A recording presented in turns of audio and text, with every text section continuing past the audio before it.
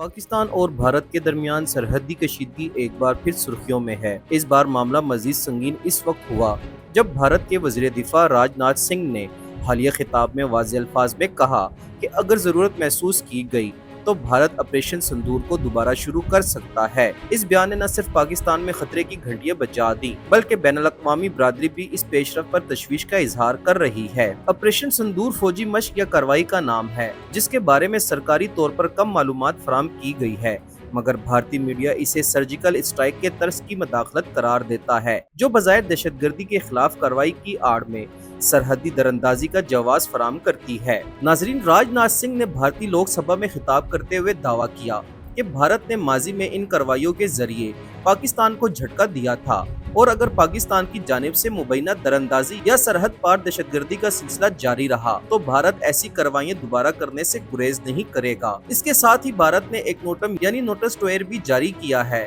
جو عسکری مشق یا ممکنہ حملے کی پیش کی اطلاع دینے کے لیے استعمال ہوتا ہے۔ یہ اقدام بظاہر ایک پیغام تھا، بھارت سرحدی علاقے میں کوئی نئی فوجی مہم یا فضائی سرگرمی انجام دے سکتا ہے جس نے صورتحال کو مزید کشیدہ بنا دیا ہے۔ ناظرین، پاکستان کی جانب سے اس بیان پر شدید رد عمل سامنے آیا ہے۔ دفتر خارجہ نے ایک سخت موقف اختیار کرتے ہوئے کہا کہ بھارت کی ایسی اشتعال انگیز باتیں خطے کے امن کو خطرے میں ڈالنے کے مترادف ہیں۔ پاکستان نے واضح کیا کہ وہ اپنی خود مختاری کا ہر قیمت پر دفاع کرے گا اور اگر بھارت نے کسی قسم کی جارحیت کی تو اس کا بھرپور جواب دیا جائے گا۔ پاکستانی فوج کے ترجمان نے بھی صورتحال کا نوٹس لیتے ہوئے کہا، اگر پاکستان کسی بھی سرحدی مہم جوئی کے لیے تیار ہے اور دشمن کو ہر محاذ پر منہ توڑ جواب دیا جائے گا۔ ناظرین، تجزیہ کاروں کا کہنا ہے کہ بھارت کی جانب سے آپریشن سندور کا حوالہ دینا دراصل داخلی سیاست اور انتخابی مہم کا حصہ ہے جس کے ذریعے بھارت کی حکمران جماعت عوامی جذبات کو ابھار کر ووٹ حاصل کرنا چاہتی ہے۔ بھارت میں ہندو قوم پرستی کے بڑھتے ہوئے رجحان نے عسکری زبان کو مقبول بنا دیا ہے اور ہر چھوٹے واقعے کو پاکستان مخالف پروپیگنڈے کے طور پر استعمال کیا جانے لگا ہے۔ دوسری جانب پاکستان داخلی طور پر سیاسی، معاشی اور سیکورٹی چیلنجز کا شکار ہے جس کا فائدہ اٹھا کر بھارت بین الاقوامی برادری کو اپنی جارحیت کا جواز فراہم کرنا چاہ رہا ہے۔ ناظرین، علاقائی امن کے لیے یہ صورتحال انتہائی خطرناک ہے۔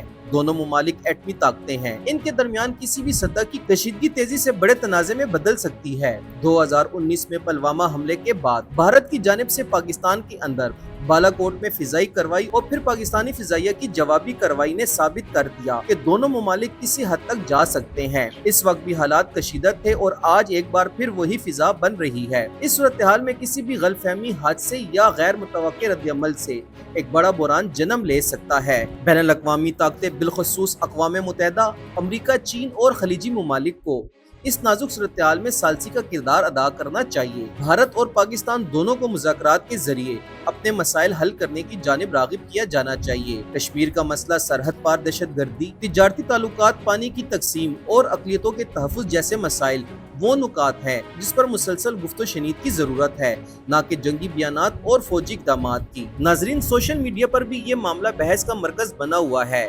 بھارتی میڈیا اور سوشل میڈیا صارفین میں آپریشن سندور کو ایک کامیاب عسکری کارنامے کے طور پر پیش کیا جا رہا ہے، جبکہ پاکستانی عوام اس بیانے کو کھلی اشتعال انگیزی اور جنگی جنون سے تعبیر کر رہا ہے۔ دونوں جانب جذباتی رد عمل شدت اختیار کر رہے ہیں جو امن کی راہ میں ایک بڑی رکاوٹ بن سکتے ہیں۔ ہمیں فالو کریں سوشل میڈیا پر اور وزٹ کریں ہماری ویب سائٹ گاؤں نیوز، ہر لمحہ ہر خبر آپ کے ساتھ۔